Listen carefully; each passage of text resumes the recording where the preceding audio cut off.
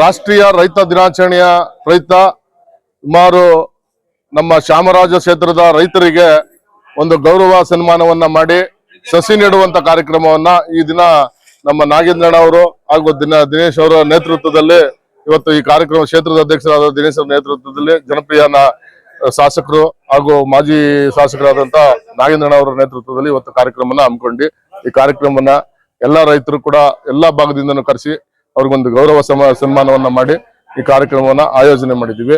ಮತ್ತೆ ಈ ಒಂದು ಕಾರ್ಯಕ್ರಮದಲ್ಲಿ ನಮ್ಮ ನಾಯಕರಾದಂತ ನಾಗೇಂದ್ರಣ್ಣ ಅವರು ಹಲವಾರು ವಿಚಾರಗಳನ್ನ ರಾಜ್ಯ ಸರ್ಕಾರದ ಇದು ರೈತರ ವಿರೋಧಿ ನೀತಿಗಳನ್ನ ಖಂಡಿಸಿ ಮಾತನಾಡಿದ್ದಾರೆ.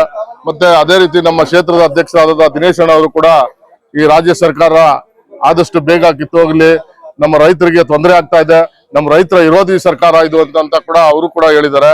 ಅದೇ ರೀತಿ ನಮ್ಮ ರೈತರು ಬೆಳೆದಂತ ಬೆಳೆಗಳಿಗೆ ಯಾವುದೇ ಬೆಳೆಗಳಿಗೆ ಬೆಂಬಲ ಬೆಲೆ ಇಲ್ದೇನೆ ರೈತರು ಸಂಕಷ್ಟದಲ್ಲಿದ್ದಾರೆ. ಅವರ ಸಂಕಷ್ಟಕ್ಕೆ ಯಾವುದೇ ಒಂದು ಬಿಡಿಗಾಸು ಕೂಡ ಮಣೆ ಹಾಸ್ದೇನೆ ಅವರ ಒಂದು ದುರಾಡಳಿತವನ್ನ ಕಾಂಗ್ರೆಸ್ ಸರ್ಕಾರ ಏನಿದೆ ಅದು ಮಾಡ್ತಾ ಇದೆ. ಇದು ಆದಷ್ಟು ಬೇಗ ರೈತರಿಗೆ ಒಳ್ಳೇದಾಗ್ಬೇಕು ಅಂದ್ರೆ ಈ ಸರ್ಕಾರ ಹೋಗಿ ಮತ್ತೆ ನಮ್ಮ ಭಾರತೀಯ ಜನತಾ ಪಾರ್ಟಿ ಸರ್ಕಾರ ಬರಲಿ ಅಂತ ಎಲ್ಲರೂ ಕೂಡ ಆಶಿಸ್ತಾ ಇದ್ದಾರೆ.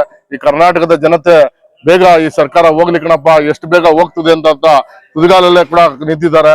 ಅದೇ ರೀತಿ ರೈತರಿಗೆ ಏನೆಲ್ಲ ಬೆಳೆದಿದ್ದಾರೆ, ಅವ್ರು ಯಾವುದೇ ಬೆಳೆ ಬೆಳೆದಿದ್ರು ಅಂತ ಇವಾಗ ಭತ್ತ ಕಟಾವಾಗಿದೆ, ಭತ್ತಕ್ಕೆ ಬೆಂಬಲ ಬೆಲೆ ಸೂಚಿಸಿಲ್ಲ. ಮತ್ತೆ ಹತ್ತಿ ಬೆಳೆ ಬಂದಿದೆ, ಹತ್ತಿ ಬೆಳೆಗೂ ಬೆಂಬಲ ಬೆಲೆ ಸೂಚಿಸಿಲ್ಲ.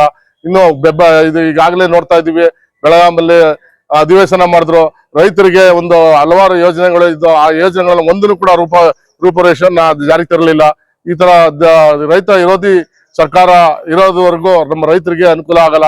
ರೈತರು ಆದಷ್ಟು ಬೇಗ ಎಚ್ಚೆತ್ಕೊಂಡು ನಮ್ಮ ಇದು ಭಾರತೀಯ ಜನತಾ ಪಾರ್ಟಿನ ಬೆಂಬಲಿಸಿ ನಮ್ಮ ಪರವಾಗಿ ನಿಲ್ಲಿ ಅಂತ ಹೇಳಿ ರೈತರಿಗೆ ಮತ್ತೊಮ್ಮೆ ರಾಷ್ಟ್ರೀಯ ಶುಭಾಶಯಗಳನ್ನ ಈ ಸಂದರ್ಭದಲ್ಲಿ ಕೋರ್ತಿದ್ದೇನೆ.